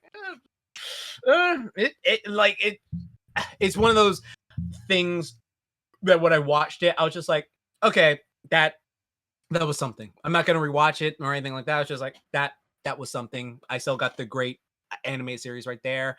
What I'm really curious about is if they got Cowboy Bebop canceled and they're doing One Piece, I have no idea how you're going to translate that to live action. Like, there is so much stuff in One Piece. I physically do not know how you're going to translate certain characters and certain moves to live action if you can't translate the most like grounded space series to live action. Like, it's just, I don't know how they're going to do that. Like, my God, that is true. And Netflix is doing a lot of adaptations, like from animation or anime to live action. Like, not just that, but also like Avatar: The Last Airbender, which I think is still going on, that even the creators bailed out on because they wanted to really go Game of Thrones on that thing. Yeah, I'm really, my God, no. but that is true. Like, yeah, if things are not going well with the if things really did not go well with the Cowboy Bebop adaptation, I don't know what's gonna happen with One Piece, because like that one is an even bigger franchise that I think already had its 1000th episode and like has a much bigger fan base. Yes. So yeah, honestly, I'm not really that excited, and it really shows. Like it really shows how with Netflix, especially, like as much as they really want to enter into the anime market and have some of their anime of their own, like it's not been going very well. Especially like after, like even before, like when we had Death Note, which that kind of became a bit of a joke, especially with that over the top light. Oh, yes. God. Yeah, that light Turner, like freaking like I'll say Willem Dafoe was fun in that movie. Oh, yeah. And then Lakeith Stanfield was good too, but it's just like there's just so much stuff in that movie where it's just like, this is not the show, because it's just like, I don't like, I was actually talking to the friends about this. Like, how many times has there been like an animated property that's not like a superhero comic book that is like transitioned to be live action and it paid off. And like the only thing I could think of was the 1990s TMNT. Now, TMNT was based off a comic book, but the primary basis of that movie came a lot from the cartoons for like their bandanas, like April O'Neil being a reporter, like the way they do certain things, the way their catchphrase and stuff like that. So like that is one of the rare times where live action was generally great. Like it was generally a great experience, but it's just like, can you think of anything that was a cartoon first that became live action and live action was like, oh, that was just as good? That's not like a comic book or something like that? Honestly, at the most that I could think of, it would probably be Speed Racer. Like that Speed was Racer, enjoyable. Yeah, Speed Racer is one of those movies where it's like, it was if you have to like go with it, like if you're just like, what is this nonsense, like then you just like, yeah, like you have to actively go with it. But like I would agree with that. Yeah, other than that, it's honestly pretty hard to think like what else would there be. Right, exactly. I mean, I heard from a few friends Alita Battle Angel was good. I never got to see Alita Battle Angel. I've heard a lot of good things about Alita Battle Angel. Nothing like too great, but like I guess it's one of those movies like you got to look past the eyes in order to really see what it is. Exactly. So yeah, I'm curious, but it is one of those situations with the live action stuff that just it brings up that stigma of like, if you make something really good in live action, then it's just like people are just going to look at I don't need to watch a cartoon. If some people will actively or more open mind, they'll go check it out. But sometimes it's just like, oh, if that was so bad, then I'm not checking this out. Because that actually happened with a lot of people I know with the Last Airbender movie, where they're like, oh, that Last Airbender movie looks good. It's like, that was awful. I'm never watching the show. And I was just like, don't. Like, please. I'm just like, watch the show. It's so good. It's just, and unfortunately, like I will admit, there have been a few times where I kind of fell into that. Not necessarily like with like looking like, oh, this thing is bad, must be the cartoons, but with other stuff as well. It's like generally your first introduction would be the movie, and then you would think less about the adaptation, like what it's based on, because the movie was pretty bad. So it is a toxic mindset, but it is unfortunately pretty common that some people go through. But I will say, like, I think with what just happened, because like, just to clarify that apparently what happened was that because of not just with the ratings, with what both critics and audiences felt about it, but also they say that just to quickly read from my source on The Hollywood Reporter, that it mentioned that apparently even the ratings dropped like significantly. Like according to Netflix's top 10 site, the series has racked up almost 74 million viewing hours worldwide since its debut. So it got plenty of sampling out of the gate, but it plummeted 59% from the week of November 29th to December 5th. So like a lot of people watched it at the very beginning, bought into the hype, but then afterwards, like the interest significantly dropped. And I feel like for me, I feel like this pretty much cements that, or it kind of made me lose all faith in live action adaptations specifically based on anime, because I know there are several that Hollywood wants to do, not just with stuff like One Piece or, well, technically Avatar because it is anime influence, but like also there is like, I know they want to do a live action version of Your Name. And then there's there's the one movie, the one infamous production that kept going on forever, the live action adaptation of Akira. They so badly want to do it, but it's stuff like this that makes me want to say, let it go, dude. Just let that project die. Just let it rest. It doesn't need it. It's fine animated. It's fine animated. It's just like, oh my God. But no, it's like, I want a version to watch as an adult. It's just like, you shouldn't have been watching that one as a kid. So it's just like, exactly. It's like, what makes you think Akira is enjoyable for kids? Yeah. It's not going for the same audience as The Boss Baby. Yeah, exactly. Like, oh God. Like, it's so interesting how that concept of like animation equals childish and stuff like that, but it's just like, no, that's not the case at all. So with this, it is very much just like an omen of things to come. Because again, like, I don't know if the One Piece anime or like the live action thing is good, I will be like, oh damn, that was surprisingly well done. But again, from the way it is being perceived right now with all this stuff, I am just in the camp of, I do not know how the hell they're going to get any of that work, like especially with stuff later on. Especially, and I mean, it is true, there is a good chance that stuff like the One Piece adaptation is going to be good. that Netflix might find a way to pull it off. But it's just right now we're in a position where, especially after what we have seen with Cowboy Bebop, where after throughout this entire year that Netflix has been hyping it up so much that now that it ended up being a flop, that people just don't care about it, it's hard to imagine how they could go, or how Hollywood in general could go and properly adapt anime. It feels like it's one of those hopeless tasks that it feels like, why even bother? It's like, even like if something would be announced, like there's not going to be a lot of people that would like really hop into it and say, I'm hyped up, I want to see this. Right. Like, exactly. Like, it's just, there's certain ways to go about it that can make it entertaining. Like, but they just keep missing the mark. Like the Ghost in Shell movie missed the mark. Like, like, hell, like they were trying to do like a One Punch Man live action movie. And it's just like, that seems pretty basic when you get down to it. But it's just like, I mean, like, it'd be an interesting thing of how they go about it. Cause it's just like, oh, just have make a comedy version of Man of Steel, I guess, just like him just walking around just bald and doing stuff. Like, it seems like it's an easy task, but then they find some way to not make it that easy. So well, I mean, technically we are going to get a live action One Punch Man movie. It's just going to be called DC Black Adams. Yeah, there you go. Perfect. Yeah, The Rock, perfectly. I mean, it is The Rock. He's going to be wearing yellow and a cape or something. So yeah, and he's bald and strong and zapping people. So yeah, there you go. Exactly. But overall, just out of curiosity, would you want to see a season 2 of Cowboy Bebop? Would you want to see this continue, like have more of a story, or like really explore plot lines that would feature the live action Edward? Okay, so that is a double-edged question because it's like, I know for me, if they had put a second season up, I would watch it. Like I would more like, when I say watch, I'd probably like have it on in the background while I'm working, just like look over every now and then. But I the fact that it's over, I'm just like, yeah, let that thing rest. The whole stuff with like Edward, because it ends on a cliffhanger that is like, oh wow, that's a really dark, depressing cliffhanger. And then like they switch some stuff up with character interactions, and I was like, that is completely different from the anime. So like, I could see why people got very frustrated with that.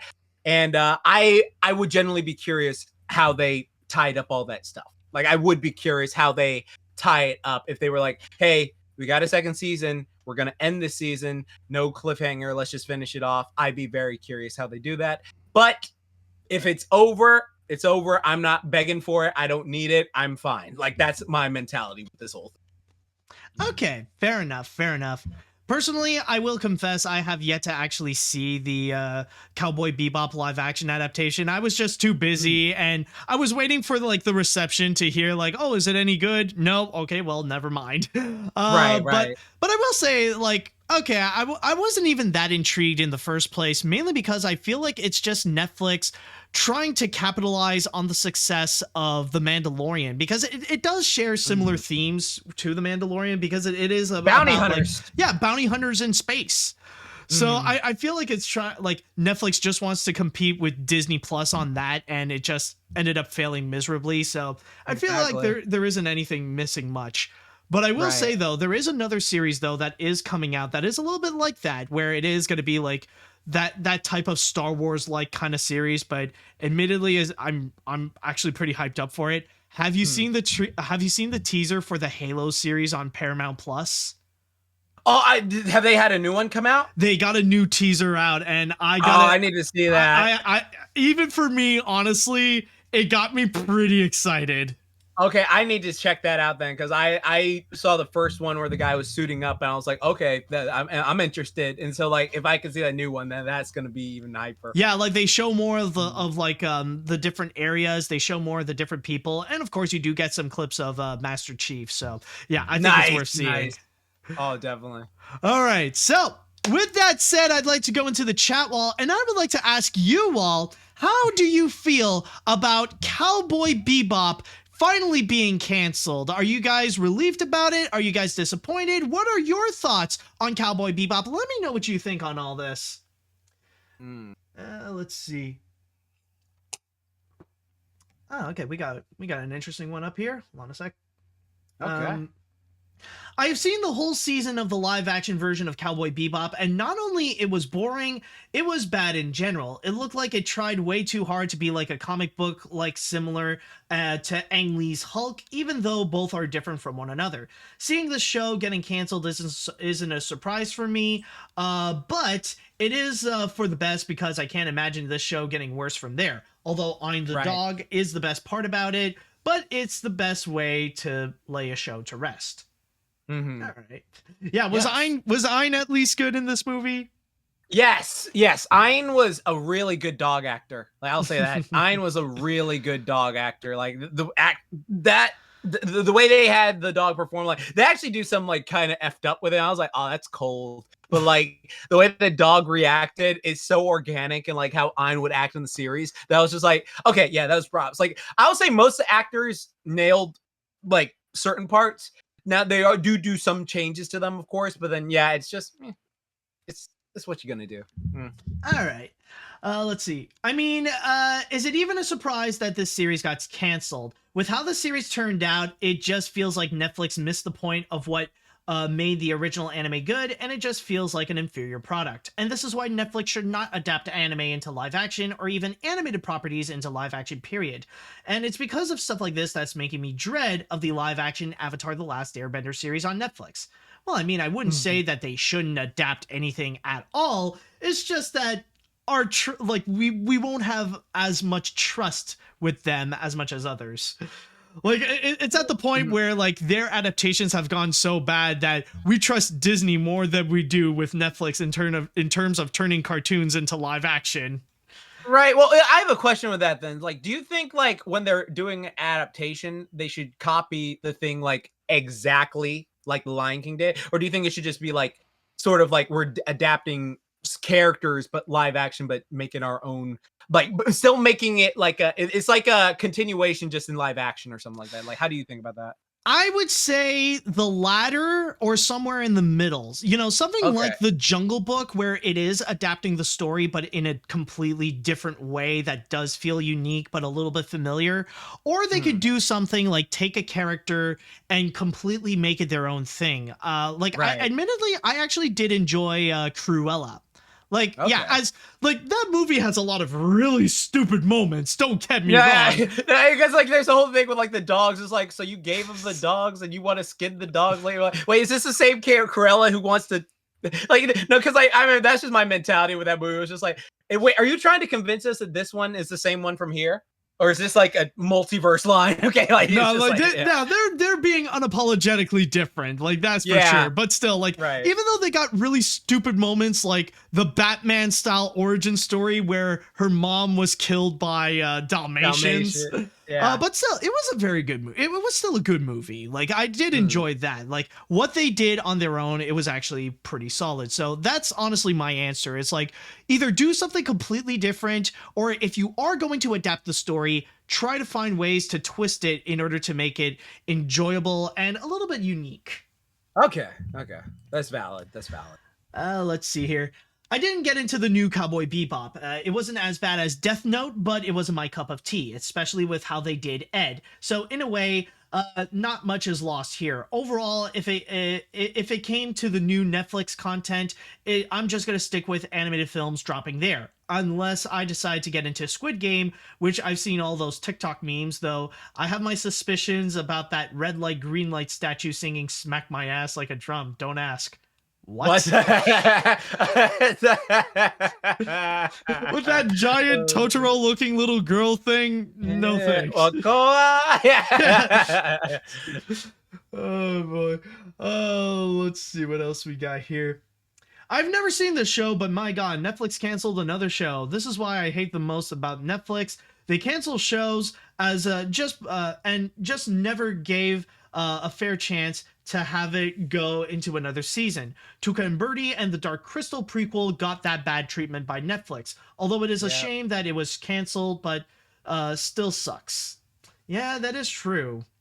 I mean, technically they did state that there is an analytic based on that, where they said, yeah, it's right here, where apparently it states, insiders pointed out that Netflix's new renewal rate for scripted series that have 2 or more seasons stand at 60%, in line with industry average. And like all Netflix renewal verdicts, the decision was made by balancing the show's viewership and cost. The streamer also prides itself into taking big swings on projects like Cowboy Bebop and has many other genre shows on the air in the works. Right. Huh? So yeah, I thought there would be worth mentioning. Let's see what other comments we got. Yeah, I read you. I'll read one more comment. Okay. Let's see here. I'm not sorry for the cancellation of that already botched up live action Cowboy Bebop adaptation, but I would be on board with a few underrated series converted to live action medium, like Great Teacher Onizuka, Food Wars, Aria, City Hunter. But in honesty, Netflix needs to calm down with adapting blindfolded random animes without comprehending their premise. Right.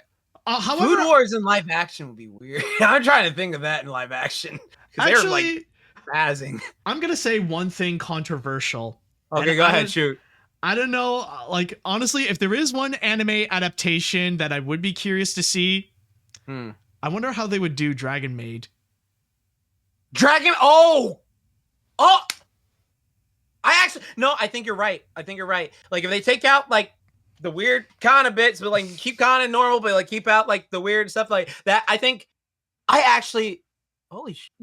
that could be, like, a solid movie, because it's just like, okay, so there's this dragon following me around. She turns into a woman. Oh, God. Like, they could actually do something with that. Like, that could actually be, like, a comedy film if they wanted to. Like, it's just like, oh, so anyways, you've heard of medieval times. Well, my life is crazy. And then, something like that, and like have like, Toru or however they want to do it and like that. I actually think that would work. Yeah, that could work. Oh, okay. I don't know. I was just throwing it out there. I don't know what the response would be, but if it has potential, then all right, it has potential.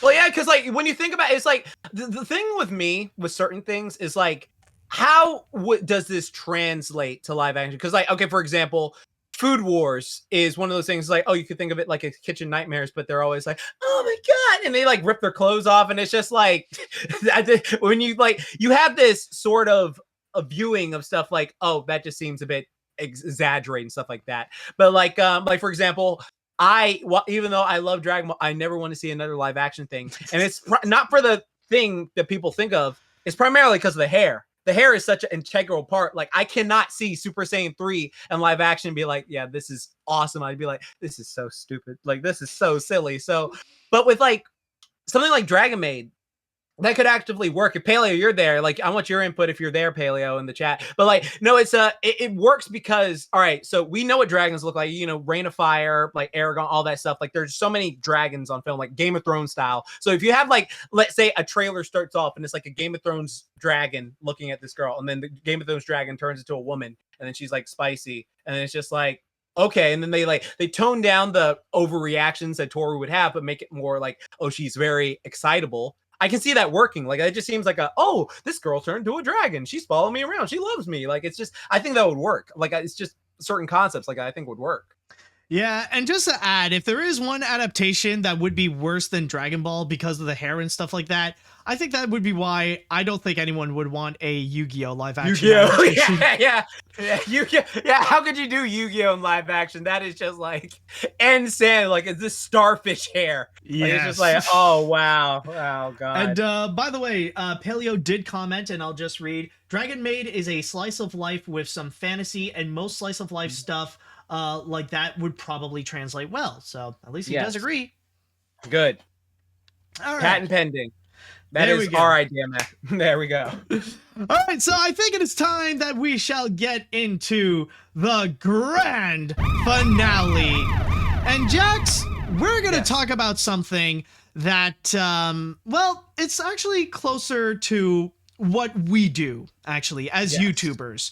Because this is a recent controversy that bursted out that, well, this is technically a controversy that has been ongoing for so long, for many, many years, but we have now witnessed a new example of how things can go even worse. And with that said, let's get into our final story. which is going to be regarding Totally Not Mark. So for those of you who don't know, Totally Not Mark is a YouTube channel that specializes on Japanese media, specifically anime and manga. And this is actually a pretty popular channel where I watch him every week. Yeah, and right now he has nearly 700,000 subscribers on his YouTube channel, posts stuff regularly, but just recently, what happened with Totally Not Mark was that not only did he get one of his videos get taken down to copyright because of Toei Animation, but he ended up getting a grand total of 155 videos taken down. And that is because of Toei Animation's abuse of the copyright system. And for those of you who don't know, Toei Animation is one of the most prolific and biggest animation studios in Japan that is responsible for animes such as One Piece and Dragon Ball. And right now, the situation with Totally Not Mark is that he did put out a video, which right now he has officially... Yeah, he did put out 3 videos, 2 of which I believe has now been taken down, in which he did talk about the whole situation, that it really is taking a toll not only on his business, but also on his life. Also describing about the very meticulous and complicated process of even trying to get rid of these claims in the first place. I even have a couple of quotes here, reading from my source on Animation Magazine, where it states here, where Mark states, Toei has effectively told us that they have a gun to the head of every single person covering their material, and if they so choose, regardless of their content, they can pull the trigger whenever they want without repercussions. Mark avers, adding a pointed note to YouTube that instead of removing the dislike button, the platform should help its creators by overhauling the outrageously slow and corrupt appeal process that these companies are consistently, openly, and willfully taking advantage of. And I'm just going to say one quote right now that he said at the beginning of the video before he took it down, that this is a situation that if things are not going to get better soon, then they're just going to be worse from here on out. So, Jax, can I have your thoughts on all this? Oh yeah, sure. No, first one. So like last night, like when you mentioned me about it, like I was like, I got taken back because I was like, oh, is there something still going on with that? Because I thought something new come up, but like I realized I was a lot more fluent in this topic because I've been following it for a while. Because like the whole thing with Totally Not Mark, I watch him every week. Like I like we comment on each other's videos every now and then, like pretty cordial with each other. So when I watched his entire like One Piece breakdown when he was reading every week, I watched his Dragon Ball videos when he was doing that every week. So like when he said he had this video and saying pop up like saying 150 videos gone, I was like, what the heck? So I went and checked his channel. I was like, why? And so like I thought back to like those videos, because the thing with us as YouTubers, like you know this as well, is just like the way we do our stuff is like, of course, Toei or other copyright companies have like a thing to our head, because it's true. I've been hit with copyright stuff. I've been hit with other stuff, but like the way most of it works is you edit the footage in a way so where it's like, you know, not pick up. So like there are certain things you do, there are certain get arounds to doing it and stuff like that. So like you'll put up like a clip and then you'll like do something to modify it so it's not like as pick upable by like, you know, these companies and stuff like that, or like, you know, reverse footage and all this stuff. So like with his videos right then and there was always a piece of my mind. This isn't like a diss on Mark or anything like that. This is just an observation I was making. It's like he uses a lot of clips like full screen, stuff like that. Now he is within his right to talk about this stuff because he's not uploading full things. He's just talking about it. But he like uploads a clip and it's like the full thing, and then he'll do that for like, you know, 50 seconds and move on to a manga panel or 15 things like that. So like for me, because I'm so like hyper focused on preventing stuff like that, I was like wondering like, oh, is this gonna get picked up? And so when he got like 150 at once, I was like, oh, that must be horrible. So like I thought he went through and did it, and I was like so glad he didn't get like a strike. I was so glad they didn't like go at him like strike wise, because that would have been just like a whole nother set of worms. Like he would have like lost a channel and done all that stuff. So that's complete BS. So when I saw it, I was like, you know, let me retweet this, let me share this, let me give it the support and all that stuff.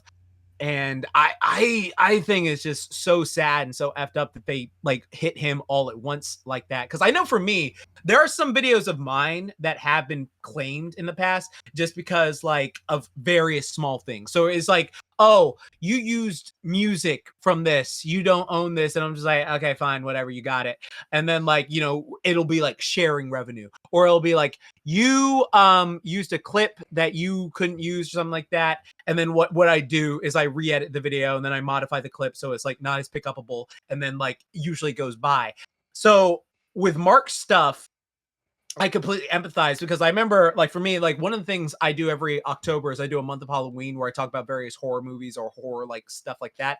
And back in 2017, when YouTube was going through the, oh, you can't say swear words in videos, you can't do this in videos, you can't do this in videos, stuff like that, all of them got taken down, like got the yellow symbol. And I was just like, are you freaking kidding me? Like, that is like freaking 60 videos getting that yellow symbol that I did. Like, I was like, what the heck? And so that was really annoying to me with the whole thing. But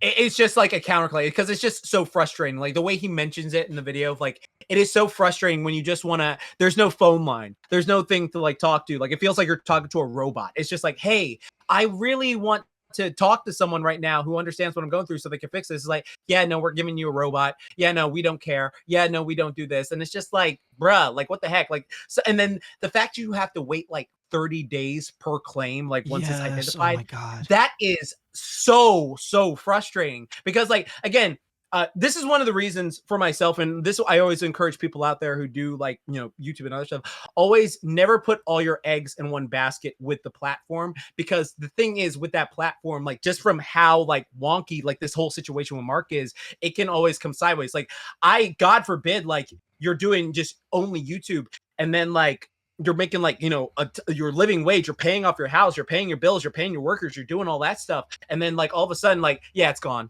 Yeah, all of it's gone. Yeah, you can't pay for, yeah. So like the government doesn't care. The people who get rent from you don't care. Stuff like that. So it's just like, it's such a hellish feeling. So that's why my heart really went out to the dude, because it's just like, that must be mind-numbingly stressful for you to go through that. And it's just like, that's why I'm sharing it. Like I like, again, like, people out there, if you love TotallyNotMark, check out his Patreon. He uploads a ton of great stuff for him there. Like, it really would help him out a lot too. But yeah, it's just like that whole stress of just like doing this thing, like, you really want just to upload content, showing your love for it. Like, you are promoting their stuff. Like, this is literally you saying, hey, you know what, I really like this show. There are some people who watch Mark's One Piece videos that got into One Piece because of it. And you know what they're doing? They're buying merchandise from Toei because they're into One Piece now. So like, it's thanks to him. So it makes no sense to me. It like makes no sense. Yeah. And one thing I will say is that even though like the only credit that I can give YouTube is that at the very least their copyright system is not as draconian as they used to be like 10 years ago, but it's still extremely problematic, and it is still extremely biased for the people who are handing out copyright claims. Not to mention that there are a lot of them, especially for music, that they're not even from the studios themselves. It's usually like some scammer or something like that, and it can be frustrating to deal with. And I actually do have one example of how the copyright system can be completely BS, and it actually has to do with I believe it was last week's episode when I talked about the Across the Spider-Verse trailer, because I showed it in full. And then I would go and talk about it. So I did all that, and everything was fine here. And then I uploaded on YouTube. So then immediately it got a copyright claim because I was showing the Spider-Verse trailer. Okay, I was expecting that. So I filed a dispute, and not even an hour later, Sony decided to take off the claim, which great. It was awesome. Then a few hours later, I ended up receiving another copyright claim, this time for the song Sunflower. Yeah. You probably remember in the trailer of Spider-Verse, where there was a moment where Miles was listening to Sunflower.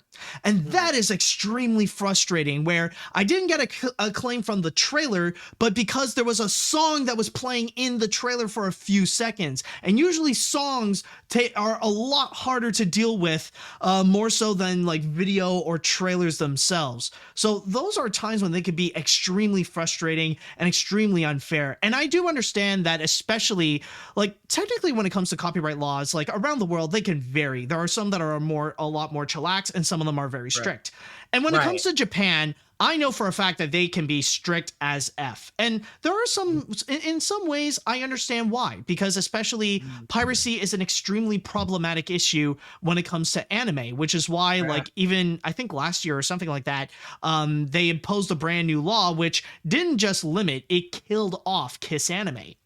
Yeah. So I do understand that, but the way that they approach this in terms of YouTube and the copyright system, they can go way too far. And that's why, like, honestly, it kind of amazes me how there are still a lot of YouTubers that specify an anime, especially when, like, it feels next to impossible in regards to the copyright, like how they enforce copyright.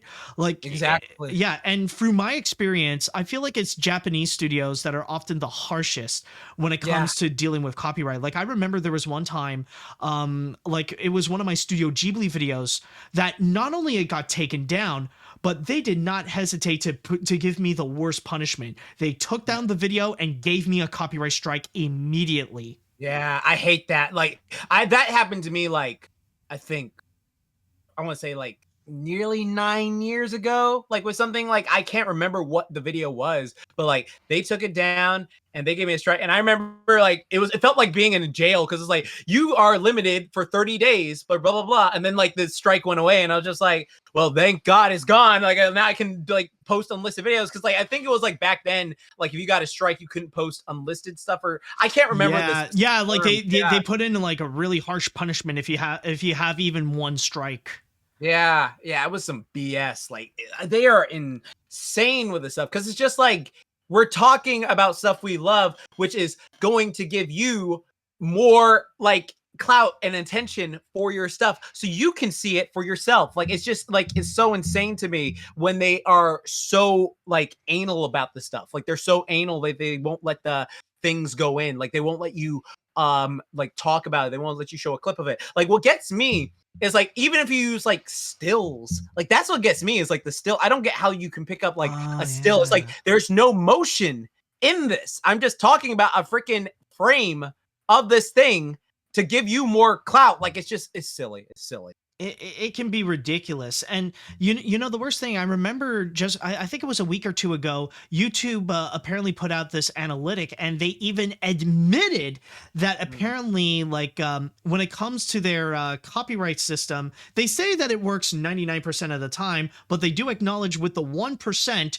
there is still a problem. The claims were false, and they say that even if it's just 1%, it was still 2.2 million viewers, million videos that get falsely claimed. That is still a lot, and still very problematic, especially with the fact that they know that it's something that has issues, and that we're being punished for it, that we're getting the short end of the stick. Yeah, and another thing to add on to that, what irks me now is, like, so YouTube has that new thing where it's like, you upload a video and immediately they will go through, like, they'll say, like, okay, we're checking copyright, see if anything's done, checks, all that stuff. It's like, okay, you're clear to go. It's like you're being patted down at, like, you know, a place where you're going through, like, an airport, something like that. Patted down. Okay, your video is good to go. Clear. It can be like that for a few days, few months, whatever. Then, like, months later, it's like, yeah, claim or something like that. It's like, well, so why did you make me wait, like, freaking 40 minutes if you were gonna just get it back later? Like, it's so stupid. Like, that whole checking system they put in, like, I can see how that works, because it's just like, it allows you to be like, yeah, all right, I'm clear, I can upload this video now. But, like, it's so annoying now when you upload a video and you think you're good, and then, like, you know, months and months down the line, you're like, oh yeah, we're claiming that, like, you didn't get more money from this. It's just like, why? Like, it's just it's so annoying. It's ridiculous, and there's just so many more problems, and it really does highlight a major issue with how YouTube is right now, and it's that they just don't care about content creators. Like, they only they care more about bigger companies, which is why they're like, the things that they do, you know, what they do in order to make significant updates, it's stuff that people don't ask for. Like, like, we've been demanding for years to really fix up the copyright system and, like, really improve things so that it could be more helpful for us, and that we could deal with the situation much quicker. What would they rather do instead? Remove dislikes. Like, so seriously, stupid. who asked for removing dislikes? Yeah, no, you know what's so painful about it too is like, all right, so first off, like if you're going to look for like, let's say you're trying to find a tutorial or help, like you better pray that the comments are enabled because you can see like, oh, is this a video legit or is this like a BS video? Someone's just playing around and stuff like that. Because like it's like such crap for tutorials. Before I could see like with the dislike margin, it's like, oh, this isn't that effective depending on how it goes. Like there's various things like that. Another thing is like without the dislike bar, like there you can see like how the audience is responding to your own video too, because like you could upload a video and even though the comments will tell you, like there could be like a bunch of dislikes, like okay, where are these coming from, like what specifically happened, like oh I this messed up here or this did it here, because some people are like that. But it's so frustrating because it's literally just, hey, dislikes are right there. Like I can get the concept if you want to be like, all right, look, I just want to be in my space and upload my video and like I don't want dislikes enabled for my video or blah blah blah or something like that. But again, like it's to help the viewer out. So like if you specifically don't want to see dislikes on your own videos or something like that, cool, whatever. Like if they want to do something like, I don't know, they want to make some way where you could like keep yourself from seeing your own stuff so you can like live in a fantasy world like, oh, everything I put out is perfect, then fine. But like for other people to see that and not be able to like interact with it, that is some BS. That is some extreme BS, and I hate it. I despise this whole thing. Like it's just like, come on, let me see the dislike bar again, because there's so much stuff that I'm like, I can't tell if this video is legit or not, if it's going to give me a virus or if this is going to help me with the thing. So Oh, exactly. Well, this is why, thankfully, we do have Chrome extensions, or we do have apps that we can see the dislikes. So, there is a Chrome extension? Yeah, there is. Yeah, already. Oh yeah, I need to find it. What's it called? I think it's just bring back YouTube dislikes. Chabal, you can help me out on it. Like, what's the one popular one? Oh, return YouTube dislike. Yeah, I think that's what it's called. Yeah. Add to. Yeah, I think that's the one. Return this. Yeah, I'm gonna add that right now because I need that freaking extension. Like it is always so frustrating because like there's so much stuff YouTube has done over the years where I'm like, oh, that's interesting. Oh, that's just so much worse. Oh, that's interesting. That's so much worse. Like it's just like I miss a certain format that we used to have with the stuff. And like for instance, one of the things I miss back in the day from 2010 YouTube is like how if you're subscribed to someone, not only fact will they always like show up in your subscription feed, because sometimes they don't show up for some BS reason. Yeah, it's just like I don't know why, but sometimes they don't. But like you could like literally go through like, oh, I watched that video, I can exit out and clear my sub thing. Like it's not just there. Like I could just clear it out. Oh, I watched it, cleared out. Oh, watched it, cleared out, stuff like that. Now it's just like all stuff you're stuck there. Sometimes videos don't show up, sometimes they aren't. It's just like exactly. And especially in this day and age when there are a significantly increasing amount of people that do rely this as their main job, as their main source of income, like this is something that like we feel like YouTube needs to take more seriously, but never once have they ever done a decision that creators were happy with. Like you said, it's either stuff that people either really hate or that they find interesting, but never really something that they say, this is great, I love this new update. Exactly. Just like, oof, I just don't understand what their whole thing is. Just like, I get if you want to make money, but it's just like, there's other ways. Like you realize the more you help us, the more we help you make more money. Exactly. So it's just like, why are you trying to F up us? Like that, it's just like really biting the hand that feeds you. Like real talk. We are making you money and you paid us well. It's like a good symbiotic relationship, but like, no, they're just constantly in their own world. So yeah, and I really do hope if there is one thing to take away from the whole TotallyNotMark situation, I just hope that it does highlight that there is a real serious issue with the copyright system, and that maybe, just maybe, YouTube can do something about it in order to make the process a lot less tedious. At least like restrict it more towards like companies when they do file a copyright lawsuit or like a copyright claim, or like make the process a whole lot faster than just 30 days, because it can get really ridiculous and it could cost us a lot of money. So Yeah. there's just a lot of there needs to be something to be done, and this is one of the recent examples, one of the many examples of how this copyright system is still extremely problematic and is still one of the aspects that makes it such a burden to be a YouTuber. Yep.